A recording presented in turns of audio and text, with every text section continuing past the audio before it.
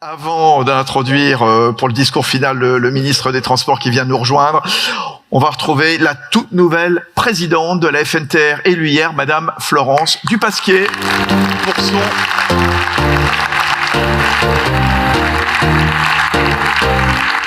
pour son tout premier discours en tant que présidente. C'est à vous, Florence, on vous écoute. Merci Fabrice. Bonjour à tous et à tous. Monsieur le ministre, Mesdames et Messieurs les parlementaires, Mesdames et Messieurs les directeurs généraux d'administration centrale, Mesdames et Messieurs les présidents et directeurs généraux d'organisations professionnelles et syndicales, chers collègues, chers amis. Monsieur le ministre, nous partageons d'ores et déjà un point commun. C'est la première fois que nous prenons la parole devant les membres et invités du congrès de la FNTR. Vous, en tant que ministre des Transports récemment nommé, moi, en tant que présidente nouvellement élue de la fédération. L'exercice est forcément toujours impressionnant, surtout pour moi, merci. Je succède à Jean-Christophe Pic. Jean-Christophe, que je salue, tu as été président pendant plus de 15 ans de la fédération et je tiens à te remercier au nom de tous pour toutes ces années à la tête de la fédération et pour tous les combats que tu as menés. Et Dieu sait qu'ils ont été très nombreux pendant toutes ces années. Et un merci aussi encore plus personnel pour ton accueil et la transition dans les excellentes conditions que tu m'as permis de mener jusqu'à aujourd'hui. Sincèrement, merci. Je crois qu'on peut l'applaudir.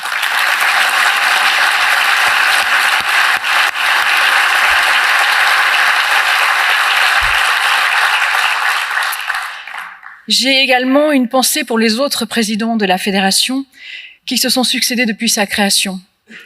Et j'aurai à cœur de poursuivre les actions engagées au service des adhérents, du monde économique et de la société. La FNTR est l'organisation incontournable du transport routier et de la logistique, qui a à cœur d'apporter des solutions tout en sachant s'opposer quand c'est nécessaire.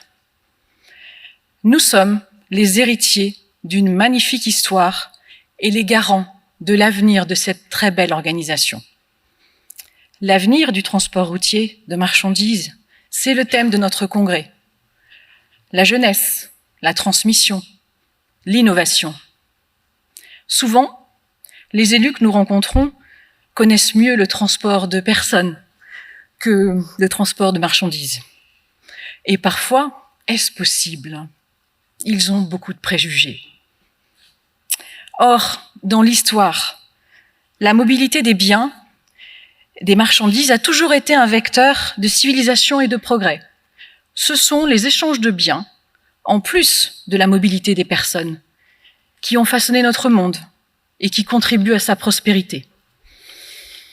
Le transport routier et la logistique sont toujours un peu invisibles.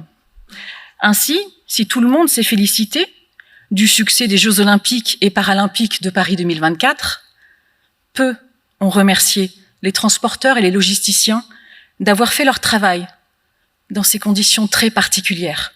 Je tiens à les remercier pour leur contribution à ce succès. Mais monsieur le ministre, si on doit parler de prospérité, il faut souligner que la situation économique que nous traversons est particulièrement difficile. Les défaillances d'entreprises se situent à un niveau historiquement élevé, les recrutements ralentissent, les investissements sont à l'arrêt. Les crises se succèdent. Même si un chef d'entreprise est toujours prêt à affronter les tempêtes, le découragement saisit parfois bien des entrepreneurs de transport, car on ne voit pas d'accalmie. C'est donc d'abord un message d'inquiétude que je dois délivrer, notamment dans le cadre des débats budgétaires qui ont lieu en ce moment. Nous connaissons l'état de nos finances publiques.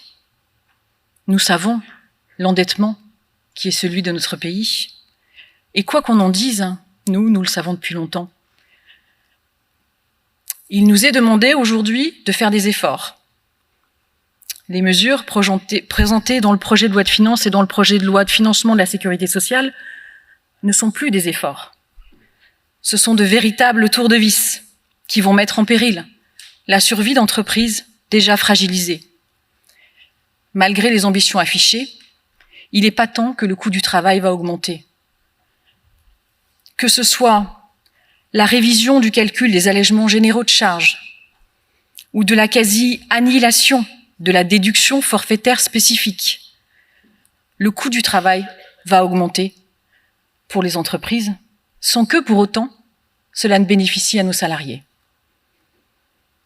Nous savons prendre nos responsabilités dans les négociations de branche. Nous l'avons prouvé ces dernières années en signant les accords de NAO. Mais l'État vient ici perturber cette approche paritaire. Et si je parle de la déduction forfaitaire spécifique, c'est bien parce que l'État, il y a moins de 2 ans, a pris des engagements afin de maintenir le dispositif jusqu'à une disparition progressive à horizon 2034. Or, une disposition de la loi de financement de la sécurité sociale, en cours de discussion actuellement, vise à faire quasiment disparaître ce dispositif de manière rétroactive, et ce, dès 2024. D'autant que nous avons aussi d'autres enjeux structurants.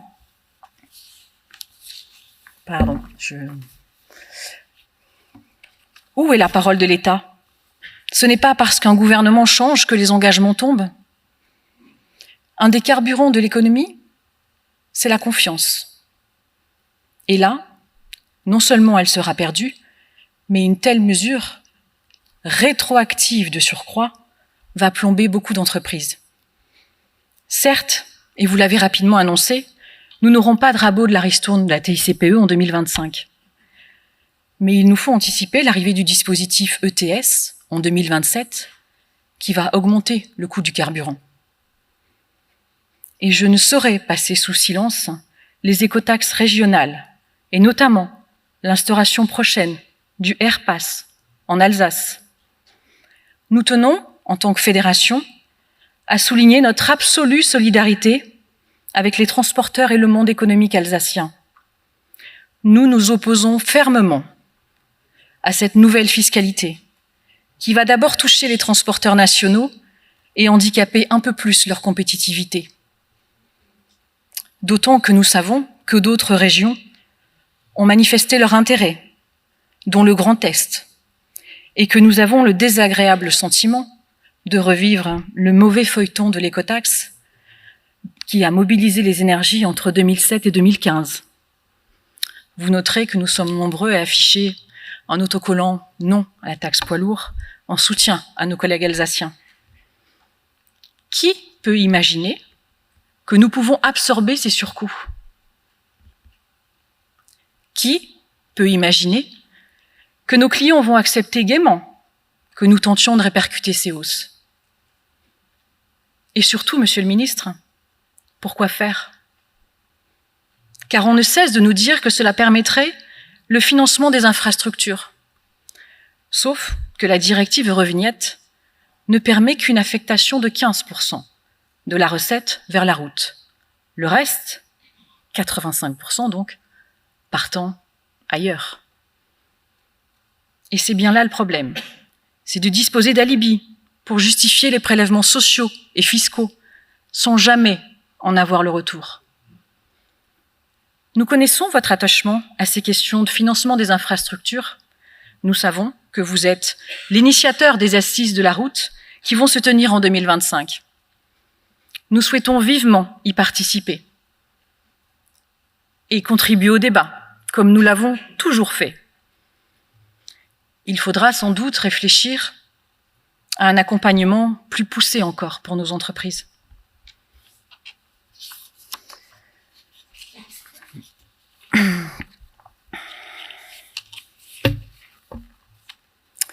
D'autant que nous avons aussi d'autres enjeux structurants sur lesquels les questions de financement sont tout aussi aiguës. Je pense notamment à la question majeure de la transition énergétique. Notre conviction est que la décarbonation est indispensable, mais qu'il ne faut pas mélanger les sujets. Nous devons quitter les énergies fossiles, mais cela ne signifie pas forcément, en tout cas pas tout de suite, de tirer un trait sur les moteurs thermiques. Cette approche a été particulièrement mise en évidence lors des dernières rencontres de la filière, organisées par la Fédération de la carrosserie, auxquelles j'ai eu le plaisir de participer, où le sujet du mix énergétique est revenu sur le devant de la scène. Oui, la motorisation électrique à batterie a sa pertinence, notamment en matière de distribution urbaine. Mais l'hydrogène est aussi prometteur, tout comme le GNV et le bio-GNV, que nous continuons d'ailleurs de promouvoir, ainsi que les carburants liquides bas carbone comme le HVO. Je me permets de souligner d'ailleurs qu'en Europe, on peut, dans certains pays, la Suède notamment, depuis longtemps se ravitailler en HVO dans les stations-service, mais que cela ne démarre que très timidement en France, depuis quelques semaines. Cela suppose, comme je l'ai dit, des financements, mais aussi et surtout la prise de conscience que le transport de demain va coûter plus cher qu'aujourd'hui. Et au-delà de la simple prise de conscience, cette réalité devra se traduire dans les faits. Autre dossier structurant, l'emploi et la formation. Nous aurons le plaisir de signer bientôt une convention avec France Travail, dans le prolongement de la mission menée voilà 2 ans par Philippe Doll sur les métiers en tension. À cet égard, je tiens à rappeler que le secteur du transport routier a toujours été à l'avant-garde en matière de formation, mais que là aussi, nous voyons l'État réduire ses aides sur l'apprentissage et les crédits de France Compétences. Nous le déplorons. Nous souhaitons souligner notre attachement au maintien de la ressource affectée qui nous est propre et qui est gérée par l'AFT. Et au-delà de la formation, nous devons continuer à travailler sur l'attractivité de nos métiers. On en parlait ce matin. Les conditions de travail de nos personnels et les conditions d'accueil de nos conducteurs. Des chantiers avaient été engagés avec votre ministère et nous souhaitons ardemment qu'ils puissent être poursuivis.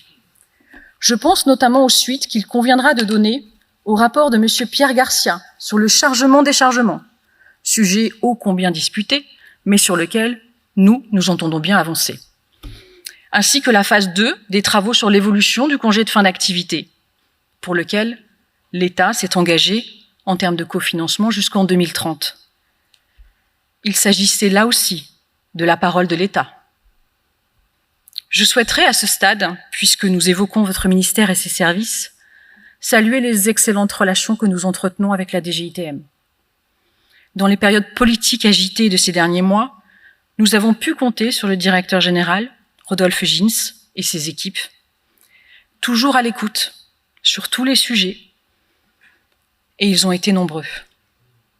Les ombrières, la délivrance des permis et des titres professionnels, des dossiers européens aux questions de sécurité routière, de la transition énergétique aux interdictions de circuler, des contrôles aux problèmes de sécurité des personnels et des véhicules.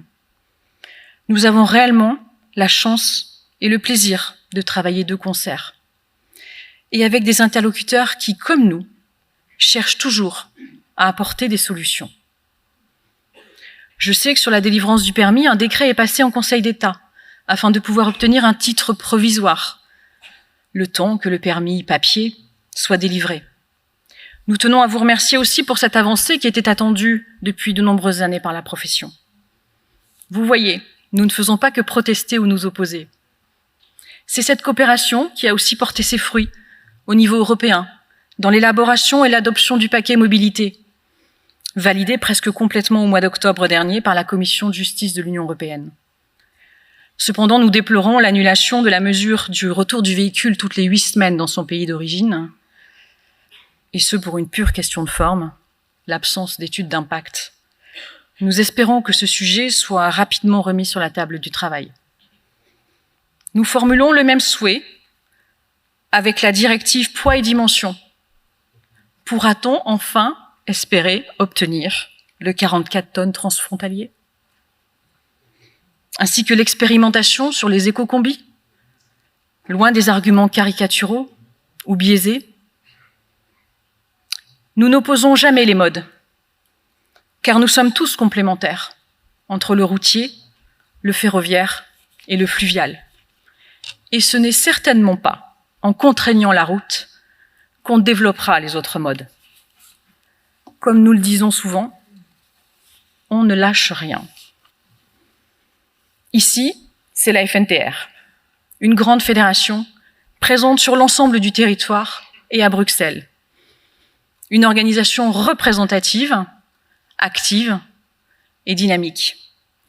Partout où les intérêts des entreprises de transport sont en jeu, nous sommes là et nous serons là. C'est avec fierté et humilité que j'en prends la présidence, accompagnée de toute l'équipe du conseil de direction, de tous les élus régionaux et départementaux, toutes les commissions transversales et spécialisées, tous les professionnels qui travaillent et s'impliquent, tous les permanents également que je salue. Je tiens ici à tous les remercier et leur dire combien la FNTR leur doit et compte sur eux dans l'intérêt de tous les adhérents et de la profession. C'est avec fierté que nous vous accueillons, Monsieur le Ministre, pour entendre vos messages et poursuivre un dialogue certes exigeant, mais toujours constructif. Je vous remercie. Ah ben, passe là. Mettez-vous au milieu pour accueillir le... Merci beaucoup Florence. Merci. On accueille donc Monsieur le Ministre François Durovray. Je vais vous laisser rejoindre la présidente quelques instants. Voilà, pour l'intronisation. Voilà. Bah oui, bah finalement, les deux, c'est ce que vous disiez, Florence. Voilà, premier discours en tant que présidente, premier discours en tant que ministre devant la FNTR. C'est à vous, Monsieur Durovray. Merci d'être revenu aussi vite du Havre. Merci, Madame la Présidente, Mesdames et Messieurs, puisque vous venez de dévoiler mon emploi du temps. Effectivement, je reviens du Havre où j'étais avec Catherine Vautrin et Antoine Armand pour annoncer de très gros investissements sur le port et qui concernent la décarbonation de notre économie, ce qui est un sujet qui vous concerne, j'imagine, toutes et tous. Mais vous me permettrez d'abord en ouverture de saluer Jean-Christophe Pic, qui pendant 15 ans a présidé la FNTR. Je sais ce que cela suppose comme engagement, comme sacrifice. Et je voudrais vraiment, en votre nom à tous, mais j'imagine que vous avez eu l'occasion de le faire à l'occasion de ce congrès, le remercier et lui souhaiter bon vent pour la suite. Je voudrais également vous féliciter, Madame la Présidente, de votre élection et vous dire le plaisir que j'aurai à travailler avec vous. On a déjà eu l'occasion d'avoir des échanges avec la FNTR sur un certain nombre d'enjeux. J'y reviendrai évidemment. Mais vous avez évoqué dans votre discours que nous avions au moins un point commun, c'est de nous exprimer pour la première fois devant cette Assemblée. C'est vrai, mais je pense que nous avons d'autres points communs, évidemment beaucoup d'autres points communs, et notamment celui de faire le choix de nous engager pour représenter des personnes, vous des acteurs économiques importants, moi des citoyens, et un engagement qui suppose également une vision. Et cette vision, vous l'avez exprimée dans vos propos, sans détour non plus, avec beaucoup de franchise. Vous avez eu des mots dans votre discours qui s'adressaient directement au ministre des Transports, ce qui me laisse à penser qu'il y a à la fois un peu de pain sur la planche, si vous me permettez l'expression, et qu'un ministre des Transports peut être utile. Alors c'est vrai, j'arrive dans un moment politique qui est compliqué, que vous avez décrit, et dans une situation qui est celle de notre pays, qui est elle aussi compliquée, et qui a amené le Premier ministre, le gouvernement, à prendre des décisions qui ne sont pas toujours agréables, mais qui, je crois, sont nécessaires si l'on souhaite éviter d'abord à la France des difficultés plus grandes encore à l'avenir, mais au-delà de ça, si l'on souhaite repartir d'un bon pied avec une ambition pour le pays. Et vous savez que Michel Barnier, avec l'ensemble du gouvernement, souhaite, une fois le PLF passé, tracer quelques perspectives pour l'année 2025 et au-delà. Et j'aurai peut-être là aussi l'occasion d'y revenir dans mon propos. Mais je voulais tout d'abord vous dire que je connais et que je comprends vos attentes. Vous les avez exprimées dans votre discours. Et vous me permettrez de revenir sur les points les plus saillants que j'ai retenus. Vous évoquez d'abord les enjeux de formation et d'attractivité de vos métiers, en regrettant notamment que le soutien à l'apprentissage et à la formation diminue, c'est vrai. Et je constate, et je constaterai avec ma collègue ministre en charge, que le gouvernement a quand même fait le choix de maintenir un soutien important, un soutien beaucoup plus important qu'il ne l'était par le passé et qui est nécessaire pour notamment continuer à accueillir dans votre filière, mais comme dans toutes les filières de l'économie française, des jeunes qui ont besoin de cette formation et de cet apprentissage. Vous avez également évoqué l'enjeu de l'optimisation des processus d'instruction, de formation professionnelle. Vous savez que nous avons pris 2 autres textes pour la conduite, les conducteurs de marchandises, et je crois que cela va dans le sens que vous attendiez. Vous avez également évoqué les questions de chargement et déchargement. Sachez que je suis comme vous favorable à ce que nous puissions avancer sur cette question et j'espère que nous pourrons aboutir au cours de l'année 2025. Vous avez évoqué, et je m'en réjouis, à la fois les bonnes relations avec la DGITM, mais aussi la mise en place toute prochaine, dans les prochains jours, puisque le décret est passé au Conseil d'État le 5 novembre dernier, de l'attestation de droit à conduire sécurisé. C'est un des points que vous aviez évoqué avec moi dès ma prise de fonction, et je suis heureux que sur cette question, nous ayons pu avancer très rapidement. C'est un dossier qui était évidemment lancé par mon prédécesseur et qui était bien suivi par l'administration. Au-delà des questions de formation et d'attractivité, vous avez également abordé les questions de congés de fin d'activité, de dotation forfaitaire spécifique, qui sont pas des sujets faciles. Là aussi, je voudrais vous dire que sur la dotation forfaitaire spécifique, je comprends les préoccupations qui sont les vôtres et qui sont celles de l'ensemble de la profession. Vous savez, je pense, la logique qui conduit à cette évolution, qui n'est pas d'ailleurs que budgétaire. Vous vous souvenez des remarques et du rapport qui a été réalisé et qui montrait que les allégements de charges sur les plus faibles salaires avaient tendance à smicardiser notre société et qu'on a un vrai enjeu aussi à faire évoluer le pouvoir d'achat de nos concitoyens, de vos salariés. Je sais que vous y êtes attachés aussi. Il y a des effets de bord qui ne sont pas que des effets de bord, évidemment, pour votre profession. Et sachez que je relayerai votre préoccupation auprès de ma collègue en charge, que je vois pas plus tard que demain. Et j'espère que nous pourrons faire évoluer le dispositif. Je ne prends pas d'engagement sur le sujet, puisque vous savez que les questions sont très engagées. Je voudrais vous dire que sur le congé de fin d'activité, je suis également très favorable à ce que nous puissions aboutir, que le dialogue qui a été initié autour de Bruno Dupuis puisse également arriver à son terme. Je pense que déjà beaucoup de travail a été réalisé, que nous pourrons conclure sur cette question dans les tout prochaines semaines.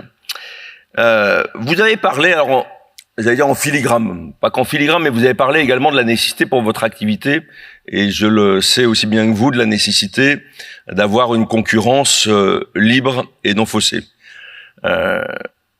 Votre marché est évidemment national, mais est très largement ouvert à la concurrence, et à notamment la concurrence d'autres pays européens.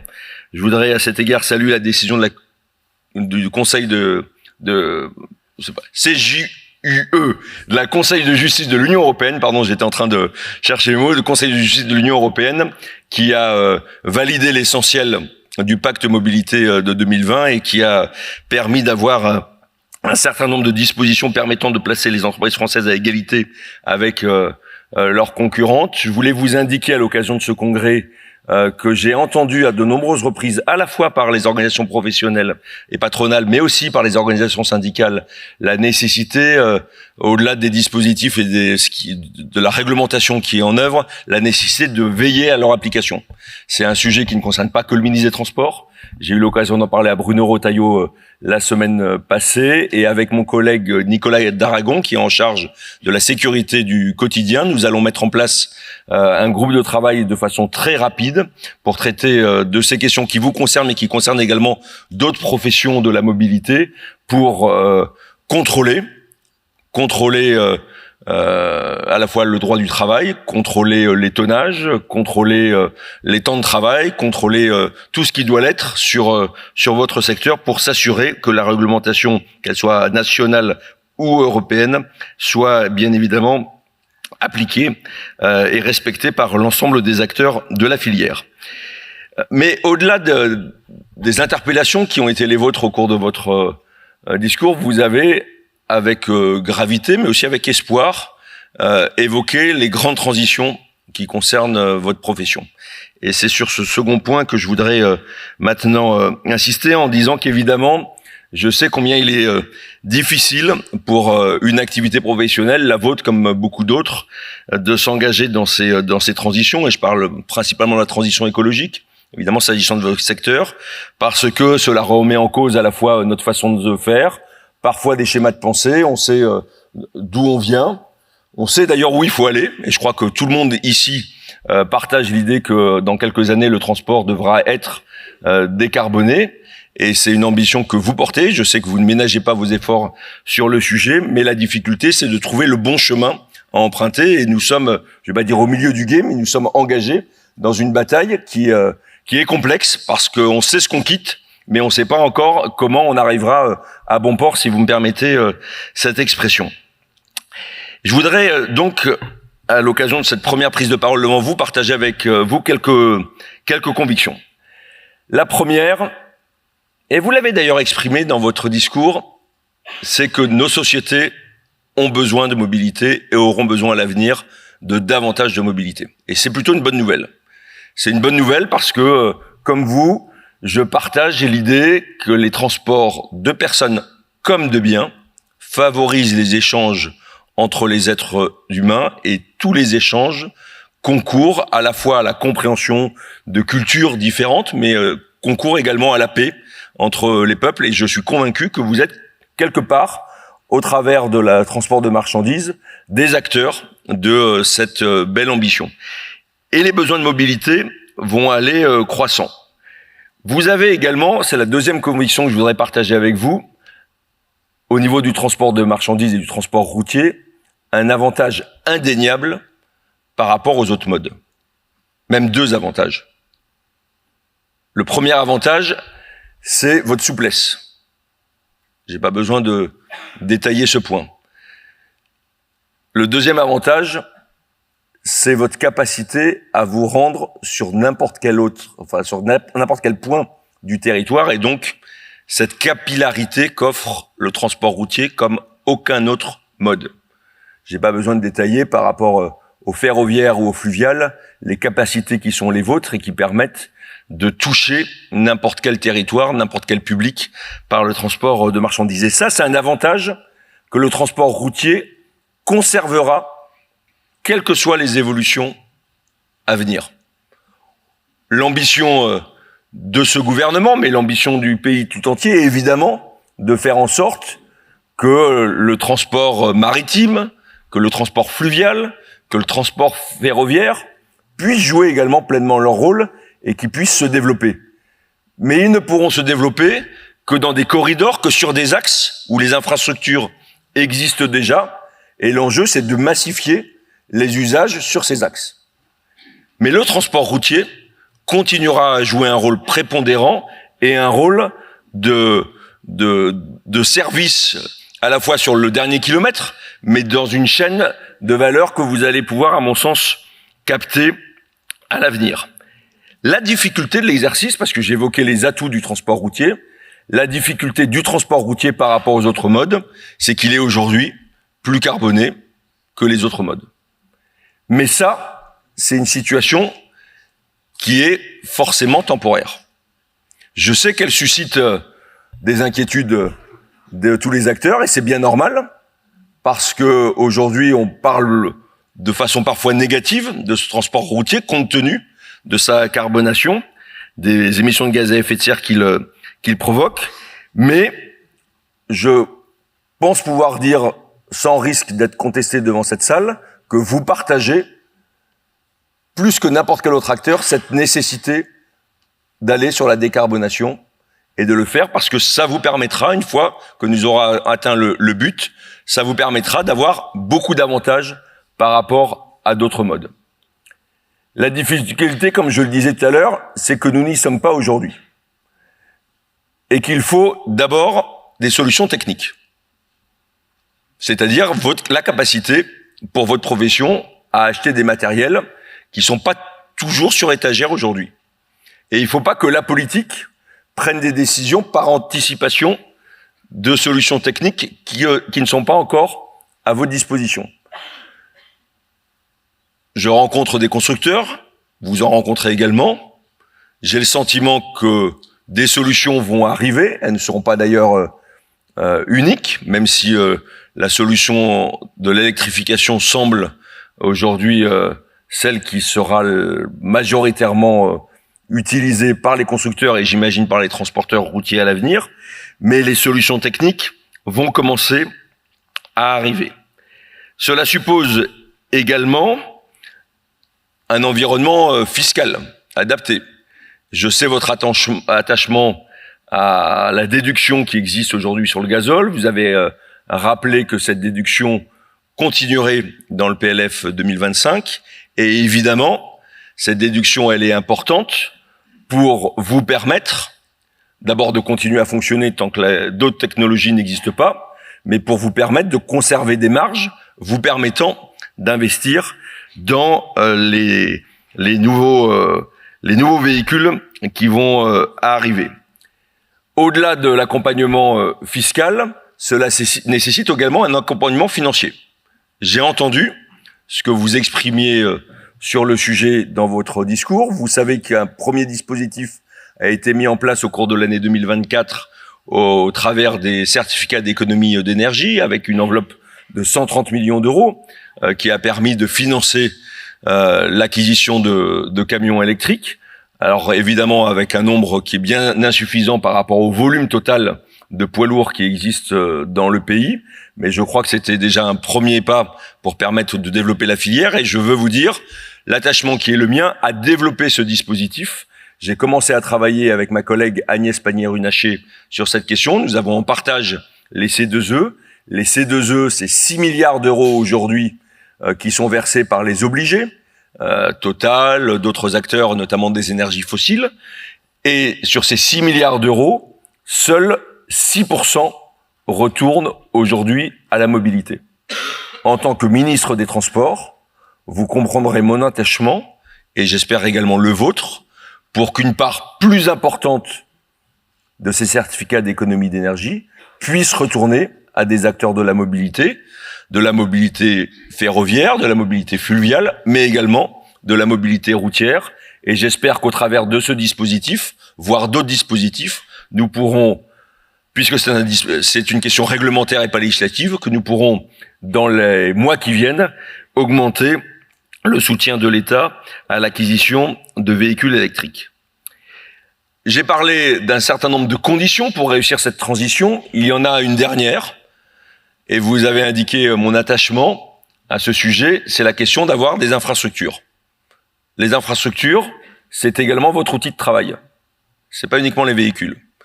Et je crois que vous partagerez avec moi l'idée que nous avons la chance dans notre pays d'avoir des infrastructures de qualité qui contribuent à la compétitivité du pays, mais que ces infrastructures aujourd'hui sont en difficulté par défaut d'investissement public au cours des années passées. Et quand je dis des années passées, peut-être devrais-je dire des dizaines d'années passées, et que si nous ne faisons rien, si nous ne redressons pas la barre, vraisemblablement nous rencontrerons de grandes difficultés sur la pérennité de ces infrastructures. Là aussi, je n'oppose pas les modes, vous l'avez bien compris.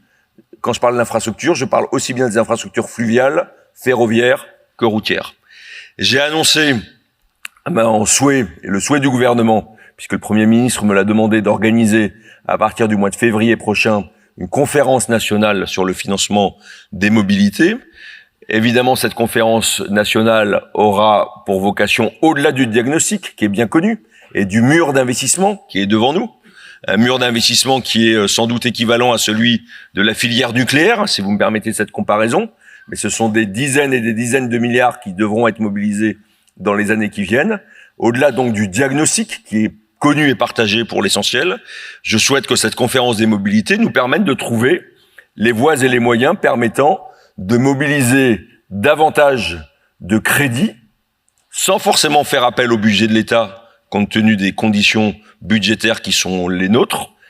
Et quand je dis les nôtres, c'est pas uniquement celle du gouvernement, c'est celle de tous les Français, mais qui sont les nôtres, et donc que nous trouvions les voies et les moyens permettant d'affecter une part plus significative d'argent pour la rénovation la rénovation, l'entretien, la rénovation et l'extension, parce qu'il peut y avoir aussi des besoins de création d'infrastructures nouvelles. Nous allons le faire sans nier les difficultés qui sont devant nous, et notamment la disparition progressive de la TICPE, parce que le parc automobile va s'électrifier, ce qui ne sera pas sans conséquence sur le budget de l'État, sur le budget des collectivités, sur le budget de l'Agence française de financement des infrastructures, mais sans obérer non plus les quelques opportunités que nous avons. J'ai évoqué les C2E tout à l'heure, les certificats d'économie d'énergie.